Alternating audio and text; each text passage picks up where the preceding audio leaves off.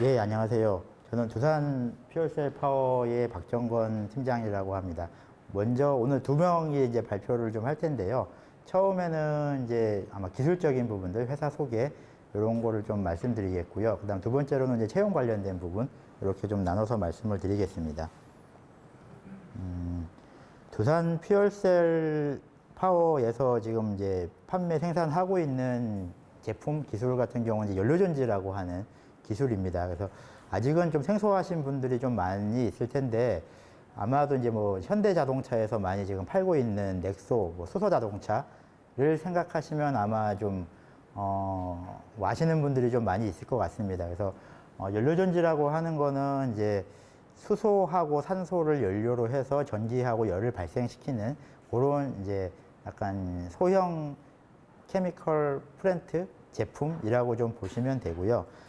여기 이제 보시는 것처럼 뭐 수소하고 산소하고 이제 를 집어넣으면은 이제 전기하고 열이 발생돼서 그거를 이제 활용하는 이제 그런 어떤 제품이 되겠습니다. 그래서 이런 원리를 이용을 해서 이제 승용차에 쓰게 되면은 수소 자동차가 되는 거고요. 저희 같은 경우는 이제 승용차 분야는 아니고 이제 건물, 빌딩에 들어가는 이제 제품을 만드는 회사라고 좀 보시면 될 것 같습니다. 그래서 연료전지의 종류는 상당히 다양한데, 이제 두산에서 지금 이제 진행하고 있는 연료전지가 상당히 다양합니다. 그래서 그림에 나타난 것처럼 이렇게 뭐 주택용, 건물용의 연료전지부터 아마 뭐 가끔 이제 언론 홍보사에서 봤을 수도 있는데 이렇게 드론용 연료전지도 저희가 하고 있고요. 이런 이제 산업기계용, 건설기계용 연료전지도 진행을 하고 있고, 이렇게 큰 발전용 연료전지도 저희가 이제 개발해서 생산 판매를 하고 있는 그런 회사라고 보시면 될 것 같습니다. 그래서 아마 국내에서는 가장 다양하게 전 범위의 연료전지를 개발하고 이제 판매하고 있는 회사가 이제 두산이라고 좀 보시면 될 것 같고요. 그 두산 내에서도 이제 저희 같은 경우는 좀 특히 이제 요 건물용 연료전지를 하고 이런 건설기계용 연료전지를 주로 이제 담당하고 있는 이제 회사라고 좀 보시면 될 것 같습니다. 주택용 연료전지를 좀 이제 예시를 드리면은 뭐 일반 가정주택 같은 데나 이제 빌딩 같은 데 연료전지들이 지금도 많이 설치가 돼서 운영이 좀 되고 있습니다. 그래서 뭐 일반 가정에 판매가 되고 있는 건 아니라서 주로 이제 건물 같은 데 들어가는 거다 보니까 아마 뭐 일반 분들은 그렇게 많이 알려져 있지는 않은데요. 이렇게 보일러실 같은 데 지하의 보일러실이라든지 이런 데 이제 설치가 돼서 그 건물에서 사용되는 전기하고 열 같은 것들을 이제 공급할 수 있게 하는 이제 그런 제품이라고 보시면 될 것 같고요. 이런 부분들의 좀 장점은 뭐 이제 혹시 이제 일본 같은 경우는 이제 재해가 많이 일어나고 지진이 일어나고 뭐 이런 것들이 있다 보니까 이제 뭐 재해가 났을 때 그러니까 독립적으로 이제 건물에서 전기나 이제 열을 같은 거를 공급할 수 있는 이제 원으로 해서 보급이 상당히 많이 되고 있고요. 국내 같은 경우도 이제 이런 분야에서 좀 공급이 이제 좀 이제 시작돼서 뭐 본격적으로 좀 이제 진행이 되고 있는 상황이라고 좀 보시면 될 것 같습니다. 그래서 아까 회사에 대한 얘기를 좀 말씀드리면은 크게 이제 주 두산이 있고 이제 두산 계열사가 있는데, 이 중에서 이제 저 같은 경우는 이제 두산 내에서 이제 건물용을 하고 있는 두산 퓨얼셀 파워 비유라고 좀 보시면 되고요. 그 외에 이제 발전용을 하고 있는 두산 퓨얼셀이라는 회사가 있고, 이렇게 드론용을 하고 있는 DMI라고 하는 회사가 또 있습니다. 요 세 회사가 어떻게 보면 이제 두산 그룹 내에서 연료전지를 담당하고 있는 뭐 기업이라고 좀 보시면 될 것 같고요.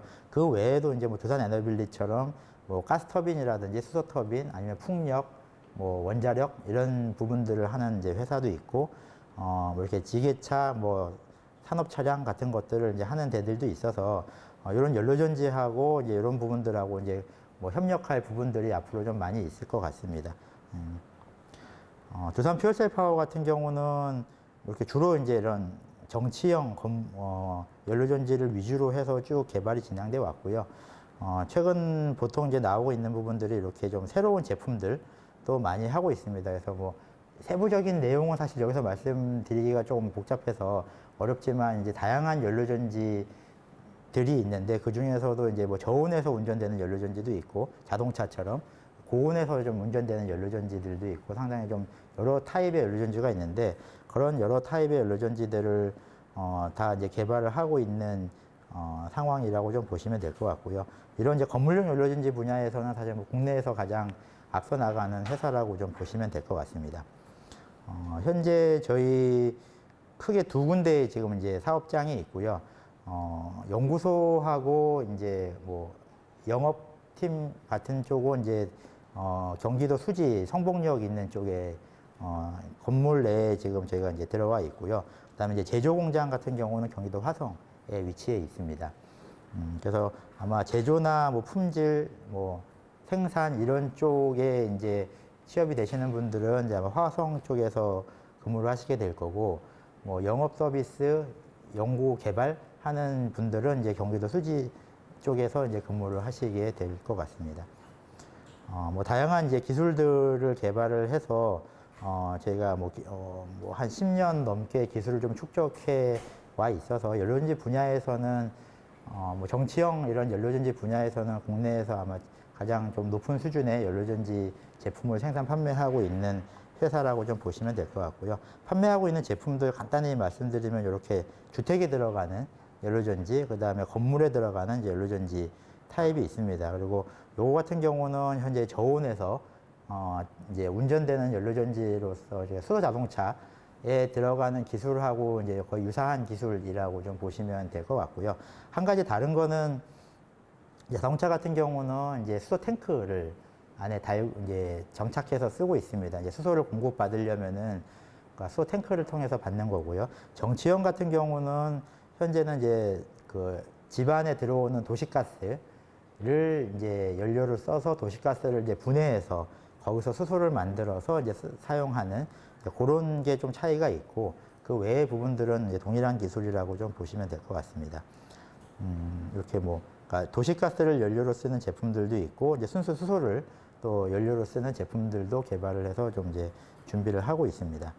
그리고 최근 들어서는 이제 뭐 SOFC 방식, 고온에서 운전되는 방식의 이제 연료전지도 개발을 해서 아마 국내에서 지금 가장 높은 효율을 지금 저희가 인증을 받았고요. 이런 제품들도 지금 생산 판매하려고 또 준비를 좀 하고 있는 그런 상황입니다. 그래서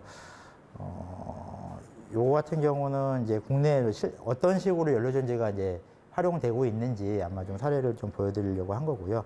그리고 이제 건물에 이렇게 보시면 아파트 단지라든지 뭐 이런 빌딩 같은 데들 건물에 이제 보면 이렇게 연료전지들이 설치돼서 뭐 눈에는 잘 안 보이지만 실제로 이렇게 안에 운영돼서 거기서 이제 전기하고 열을 공급하는 이제 그런 식으로 운영이 되고 있고요. 요거 같은 경우는 이제 서울에 있는 개포 레미안 아파트 단지에 이제 들어가 있는 건데, 이렇게 연료전지가 10kg 연료전지가 한 22대 정도 지금 들어가서 이 안에 이제 일부 공용 부분에 전기를 공급을 하고, 또 생산되는 열은 뭐 수영장이라든지 사우나 같은 데 이렇게 공급하는 그런 형태로 이제 운영이 되고 있다라고 좀 보시면 될 것 같습니다. 시장 전망을 이제 많이들 궁금해 하시더라고요. 앞에 이제 좀 상담을 좀 해봤더니. 그래서 뭐 다양한 이제 뭐 시장들이 있는데, 연료전지가 많이 이렇게 알려져 있지 않음에도 불구하고 이렇게 저희가 사업을 하고 있는 부분들은 신재생 에너지에 이제 설치를 이렇게 의무화하는 이제 그런 제도들이 있습니다. 그래서 그런 제도 하에서 이제 연료전지를 설치해야 되는 이제 그런 이제 비중이 있기 때문에 거기에 맞춰서 이제 연료전지들이 좀 판매가 되고 있고요. 최근 들어서 재작년이었었나요? 이렇게 한국에서 세계 최초로 수소법이라는 게 만들어졌습니다. 그래서 수소를 활용하고 생산하고 저장하고 이동하고 활용하는 그런 분야에 있어서 이제 법적으로 이제 어떤 근거가 좀 만들어졌고요.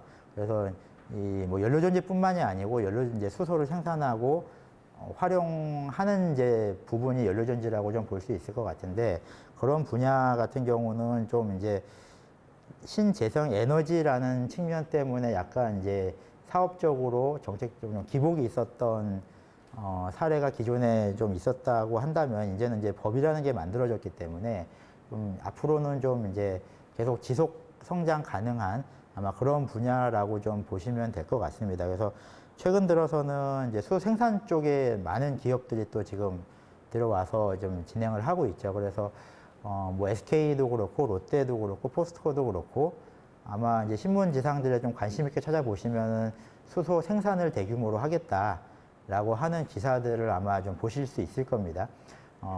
그런 이제 수소 생산이 되고 나면은 이제 그 수소를 생산해서 쓸 수 있는 활용하는 기술이 이제 연료전지라고 좀 보시면 될 것 같고요. 예, 그래서 아마 이제 수소 사회가 이제 더 성장을 할수록 이런 연료전지 분야는 앞으로 계속 성장할 수 있는 그런 가능성이 좀 높은 분야라고 좀 보시면 될 것 같습니다.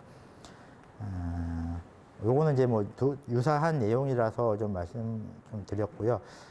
그러면 이제 기술 같은 부분들은 좀 어떤 기술들이 좀 필요한지 이제 좀 말씀을 또 문의를 많이 하셨는데, 연료전지 같은 경우는 뭐 이제 특성이 연료전지라고 해서 생소하실 수는 있겠지만, 저희가 판매하고 있는 연료전지는 뭐 이제 집에서 쓰고 있는 이제 에어컨, 좀 큰 에어컨 같은 제품이라고 좀 보시면 됩니다. 그래서 안에는 이제 뭐 냉매가 있죠. 예, 그 냉방을 하기 위한 냉매가 있고, 그 다음에 그걸 돌리기 위한 회로가 있고, 또 뭐 요즘 IoT 해서 이제 뭐 사물 인터넷해서 뭐 정보 공유도 하고 뭐 예약도 가능하고 뭐 이런 것처럼 안에 소프트웨어가 들어갑니다. 연료전지도 마찬가지로 전기를 발생시키는 수소하고 이제 산소를 넣으면 발생시키는 이제 엔진에 해당되는 그런 이제 안에 핵심 부품이 있고요. 이제 그 외에는 이제 거기 그 핵심 부품에다가 수소나 연료를 공기를 공급하는 어떤 부품들, 기계적인 부품들, 그 다음에 그걸 때 하기 위한 이제 전기 부품들, 그 다음에 또 이제 그걸 운전하기 위한 소프트웨어, 이런 분야들이 다 이제 적용이 되는 그런 제품이라고 좀 보시면 될 것 같고요. 그래서 화공부터 뭐 재료, 기계, 전기, 전자, 소프트웨어, 예, 다양한 분야의 이제 인력 분들이 와서 함께 지금 개발을 좀 진행하는 그런 뭐 분야라고 좀 보시면 될 것 같습니다. 그래서 최근 들어서는 이런 이제 초기에는 화공 재료의 중심으로 이제 핵심 부품 위주로 좀 개발이 진행됐다고 한다면은, 최근 들어서는 이런 전기 전자 소프트웨어 쪽에 대한 기술들이 좀 더 이제 많이 요구되고 있는, 필요로 하는 뭐 그런 상황이라고 좀 보시면 될 것 같고요. 이렇게 향후 저희 이제 전망을 보면은 이런 이제 뭐 건설 기계용, 지금 승용차 위주로 현재는 좀 현대에서 하고 있지만, 그 이후로는 또 버스, 트럭, 뭐 선박 이런 쪽으로 또 계속 활용 분야가 넓어지고 있는 상황이고요. 두산에서도 이제 이런 분야에 맞춰서 건물용만 이제 하는 게 아니고, 그 이후에 이제 이런 이동형 뭐 건설 기계라든지 선박이라든지 아니면 발전기라든지 이런 쪽으로도 좀 계속 이제 성장해 가기 위해서 기술 개발을 좀 진행을 하고 있는 상황이라고 좀 보시면 될 것 같습니다. 예. 뭐 기술적인 부분들은 좀 이렇게 좀 말씀을 드리겠고요. 그 다음에 좀 채용 관련된 부분 좀 말씀드리고, 뭐 전반적인 질의응답은 아마 이후 채용 부스에서 아마 좀 받는 걸로 좀 그렇게 하겠습니다. 예. 우선 저희 올해부터 내년까지 채용을 어떻게 진행할 건지부터 좀 이야기를 드리면, 우선 저희가 9월 달에 주두산 포함해서 에너빌리티, 뭐 퓨어셀, 두산 안에 있는 모든 그룹들의 채용 공고가 9월에 진행이 될 겁니다.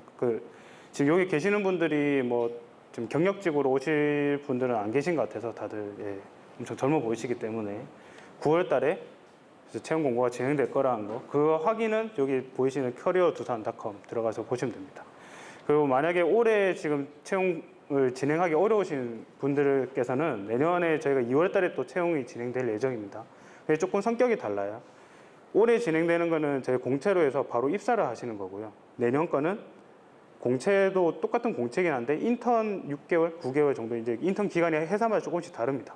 인턴 기간을 거치고 나서 뭐 채용 연계형으로 바로 진행하는 회사들도 있고, 인턴하고 나서 또 다시 평가하는 회사도 있는데, 보통은 인턴하고 나서 채용 연계형으로 진행되는 게 그 매년 상반기 이렇게 진행된다고 생각하시면 될 것 같아요. 내년에 뭐 일단 내년 거는 확실하게 계획이 나와 있지는 않아요. 나와 있지는 않지만 올해 거는 확실히 9월 달에 진행된다는 거, 이것만 확인을 좀 부탁드리겠습니다. 그리고 저희가 신입사원 채용할 때 인턴 포함해서는 그 뭐 4년제 정규대학, 그러니까 말 그대로 지금 바로 우리가 입사를 하세요 했을 때 입사를 할 수 있는 사람들이어야 됩니다. 근데 이제 졸업을 앞두고 있는 인원들도 물론 가능합니다. 예를 들어서 12월 달에 입사인데 제가 3월에 졸업을 해요. 이렇게 하면 12월 달에 입사하시고 나서 3월 달에 졸업식만 참가하시면 되잖아요. 방학 기간이니까. 그런 거는 저희가 전혀 신경 쓰지 않으니까 12월 달에 입사하시고 3월 달에 졸업하시고 2월 달이죠. 네, 죄송합니다. 그리고 남성 같은 경우는 당연히 이제 병역필이 되셔야 되고 면제자도 당연히 뭐 면제 되셔도 그 결격 사유가 있으면 당연히 면제하셔도 지원 가능하시고요. 그리고 저희가 전체적으로 해외 여행에 결격 사유가 없는 자라고 적혀져 있습니다. 이게 해외 여행에 결격 사유가 없는 거는 뭐 범죄 행위가 없다든지 이 사람이 그 사회적으로 문란을 일으키는 경력이 없다든지 이런 것들을 보기 위한 것들을 보시면 되겠습니다. 어학 기준이 있는데 사실 한 번씩 이런 거 물어보세요. 제가 점수가 높으면은 이게 저한테 뭔가 이득이 되나요? 이런 거 물어보시는 분들이 계신데 이게 없다고는 말씀을 못 드려요. 하지만 요 커트라인만 넣으면 서류에서는 저희가 어느 정도는 그냥 요게 기준을 만족하기 때문에 그 이상을 저희가 크게 보지는 않습니다. 하지만 지금 여기 계신 분들이 거의 다 20 베이스라고 제가 생각을 하고 말씀을 드린 거고 인문 같은 경우는 저희가 조금 영어 점수 같은 걸 조금 보고는 있으니까 그 좀 감안하시면 되겠습니다. 경력은 넘어가겠습니다. 저희 두산의 채용 프로세스는 크게 서류 전형, 티켓, 그리고 1차 면접, 최종 면접이 있어요. 최종 면접이 두 가지로 나눠져 있습니다. 최종 면접이 두 가지로 나눠져 있는 거는 회장님 면접이 있고 그리고 사장님 면접이 있고 이렇게 두 가지로 나눠져 있다 보시면 되고 저희가 여기 제가 노란색으로 칸을 쳐놨어요. 모든 전형에서 두산의 인재상이라는 게 엄청 중요하게 다뤄지고 있습니다. 이거를 알아야지 면접에서도 유리하고 서류 전형에서도 유리하십니다. 이거를 나중에 가시면 혹시나 두산에 관심이 있으시면 www.dusan.com에 들어오셔가지고 페이지에서 채용 눌러보시면 두산의 인재 두산인이라는 두산 인재상이라는 관련된 내용들이 나와 있어요. 그거를 보시면서 서류 전형에 그 자기 자소서 같은 것도 적으시면 훨씬 더 도움이 많이 되니까 여기서 나오는 단어들을 잘 활용하는 게 자소서에서 좀 더 내가 힘을 가져갈 수 있다 이렇게 생각하셔도 될 것 같습니다. 저희가 서류 전형은 뭐 제시 문항이 이렇게 있는데 이거는 크게 관여하시지 않으셔도 돼요. 왜냐하면 내가 말하고 싶은 걸 자소서에 담는 게 중요하지 여기에서 있는 질문 문항이 중요한 게 결코 아닙니다. 저희 사실 자소서를 한번 받을 때 아까 오전에 오셨던 분, 오후에 저한테 이제 상담하셨던 분이 이제 오셔가지고 물어봤을 때 제가 저희 보통 서류를 받아보면 저만 해서 거의 한 1000장 가까이를 봐야 되고 그 직무 한계별로 100장 이상을 봐야 되는데 그 100장을 다 읽어보지 못해요. 근데 그러려면 저희가 그 어떤 부분들을 딱딱딱 캐치를 해서 이 사람들은 봐야지 하는 생각이 들게끔 아세이가 적혀 있어야 되거든요. 요 이제 자소서 같은 게. 근데 그런 것들은 제가 여기서 상세하게 설명드리기는 어려우니까 나중에 채용부서 오셔가지고 상담 요청하시면 제가 좀 더 팁 드리도록 하겠습니다. 그리고 두산은 이제 전형을 지원할 때 DBS라는 시험을 치르게 되어 있습니다. 두산 DBS는 여기 적혀 있는데 어떤 내용이냐면 일반적으로 두산에서 근무하고 있는 사람들이 어떤 사람들인지 저희가 파악해 놓은 데이터가 있습니다. 일을 잘했던 사람들, 이런 사람들, 일을 못했던 사람들의 데이터도 있겠죠. 여기서 일을 잘했던 사람이랑 좀 더 가까운 사람들을 우리가 테스트를 해보는 겁니다. DBS, 요것도 꽤 중요하다는 거. 사람들이 요거는 그냥 대충 하면 되는 거 아닌가 이렇게 생각하시는 분들이 계신데 이것도 매우 중요합니다. 그리고 서류 전형은 아까 말씀드렸던 것처럼 자소서와 DBS 결과들을 종합적으로 고려해서 저희 평가를 하고요. 그 자소서 작성할 때 유의해야 될 점은 글자 수가 지나치게 작은 점, 그리고 불성실하게 작성된 거, 그리고 두산에 대한 입사 지원서가 아니고 두산에 입사를 지원서를 냈는데 꼭 계십니다. 컨트롤-C, 컨트롤-V 해가지고 삼성이라고 적혀 있거나 뭐 현대라고 적혀 있거나 바로 탈락입니다. 아무리 이 사람이 스펙이 높아도 우리 회사에 관심이 없다고 생각하고 바로 탈락을 시키고 있습니다. 그리고 이게 가장 중요해요. 나의 스토리를 담아야 된다는 거. 자소서는 사실 그게 나의 이력서가 통과된다는 개념보다는 요걸 가지고 나중에 면접을 보실 때 활용하시는 거예요. 내 면접을 볼 때 자소서를 가지고 사람들이 질문해요. 자소서 이런 게 적혀있는데 이걸 좀 다시 한번 설명해 보세요. 해외에 나가서 봉사활동을 했습니다. 사실 자소서에 적혀있는 거는 자기가 적은 거지 우리가 증명을 할 수 없어요. 자소서 적혀 있는 건 글로만 적혀 있잖아요. 그렇기 때문에 면접을 통해서 이걸 증명을 합니다. 그거를 내가 어떻게 이야기를 잘 풀어나갈 수 있을지를 생각하시면서 스토리화해서 적으시는 게 유리하다고 제가 좀 설명을 드리고 싶습니다. 네. 시간이 좀 오버됐는데 괜찮아요? 네. 네. 다음은 좀 넘어가도록 하겠습니다. 네. 디켓이 생각보다 탈락이 꽤 많이 됩니다. DCAT가. DCAT는 연습하시는 것도 중요한데 제일 중요한 거는 거짓말을 하시면 안 돼요. 이게 팩트를 걸러내는 질문들이 엄청 많이 들어가 있습니다. 이제 예를 들어서 제가 이 질문에서는 A라고 답변했는데 뒤에 나중에 팩트를 증명하는 질문에서는 B라고 답변했다. 이러면 이게 이 사람은 거짓 답변을 하고 있다는 게 돼서 마이너스 점수가 쭉쭉쭉 들어가게 돼 있어요. 그럼 결과적으로 디켓 점수 자체가 낮게 되겠죠. 네. 디켓 점수가 낮으면 이 점수가 떨어진다. 한 번씩 그런 거 물어보세요. 디켓은 절대평가냐 상대평가냐 이런 거 물어보시는데 디켓은 절대평가입니다. 일반 점수만 지나면 다 합격이 되게 돼 있어요. 근데 너무 많으면 좀 걸러내기는 합니다. 네, 근데 일반적으로는 다 이제 합격을 하게 돼 있습니다. 그리고 이렇게 처음에 디켓이 치러지게 되시면 여기 가서 연습을 할 수 있게 돼 있어요. 연습 한번 해보시는 게 추천을 드리고요. 그리고 아까 제가 말씀드렸던 것처럼 이렇게 거짓에 대한 답변을 하시면 안 된다. 이런 것들 제가 노란색으로 좀 해놨습니다.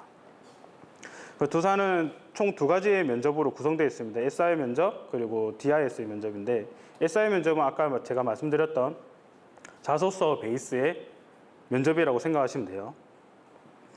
마찬가지로 내가 자소서를 적을 때 한 가지의 내가 했던 이벤트를 생각하실 때 이걸 처음부터 끝까지를 쭉 이렇게 스토리화해서 시간의 근거하에 쭉 스토리화해서 엄청 구체적으로 생각을 많이 해보시는 게 도움이 많이 됩니다. 스터디 그룹을 이루어가지고 이제 면접은 연습을 많이 해가지고 오시는 분들이 계세요. 저희 이제 면접 들으면. 근데 면접 제가 지금까지 한 2,000명 정도는 봐본 것 같은데 똑같이 대답을 하시는 분들이 엄청 많거든요. 그러면 당연히 얘네들은 스터디 했던 애들이구나 해서 제낍니다. 네. 그렇기 때문에 스터디를 하시더라도 그 내용들이 내게 되게 만들어야 된다는 거. 제가 계속 사투리를 쓰는데 좀 죄송해요. 그리고 여기 적혀 있죠. SS 보고장은 지원자의 특별하거나 대단한 경험이 아니고 여러분이 무엇이 느끼고 생각하고 행동하는가에 대해서. 뭐 엄청 거창한 게 필요 없어요. 거창한 게 있으면 좋죠. 뭐 해외 봉사활동 해봤습니다. 뭐 이런 거 하면 좋죠, 당연히. 하지만 그것도 중요하지만 이게 진짜 내가 스스로 스토리화해서 말할 수 있는가 이게 가장 더 중요하다고 꼭 강조를 드리고 싶습니다. 뭐 이런 식의 질문이 진행된다는 점 있고요. 그리고 그 다음에 다이스 면접은 다이스 면접은 정말 제가 딱 하나만 이야기 드리고 싶어요. 여기 스터디 그룹에서 만든 모범 답업은 전혀 도움이 되지 않습니다. 이게 면접을 보면 한 30명 중에 한 10명은 비슷한 답변을 하세요. 저희 이제 두산의 면접 시스템, 두산뿐만이 아니라 현대자동차, 뭐 LG, 삼성 다 똑같습니다. 면접을 어떻게 진행된다는지가 다 이렇게 사람들한테 오픈이 되어 있기 때문에 그거를 이제 준비하는 스터디 그룹들이 많아요. 근데 들어와 보면 똑같이 대답을 하시는 분들이 계시니까 똑같이 대답하면 이거는 준비된 답변이다. 거짓된 답변이다. 이렇게 생각을 해서 일단 시작부터 별로 크게 좋은 점수를 받지 못합니다. 그러니까 제가 계속 이야기 강조드린 게 나만의 대답을 만들어야 된다. 그리고 최종 면접은 저희 사장님 한번 만나 뵙고 그리고 회장님 한번 만나 뵙고 이런 정도의 수준의 면접인데 사실 크게 긴장은 하지 않으셔도 되지만 분명히 이거에서도 떨어지는 사람들이 있습니다. 한 번씩 이거는 떨어지지 않지 않나요? 이렇게 물어보시는데 떨어지는 사람들 분명히 있습니다. 뭐 그 정도까지만 여기서는 이야기 드리면 될 것 같습니다. Q&A는 나중에 제가 저기 채용부스 오시면 좀 더 성실하게 답변 드리겠습니다. 감사합니다.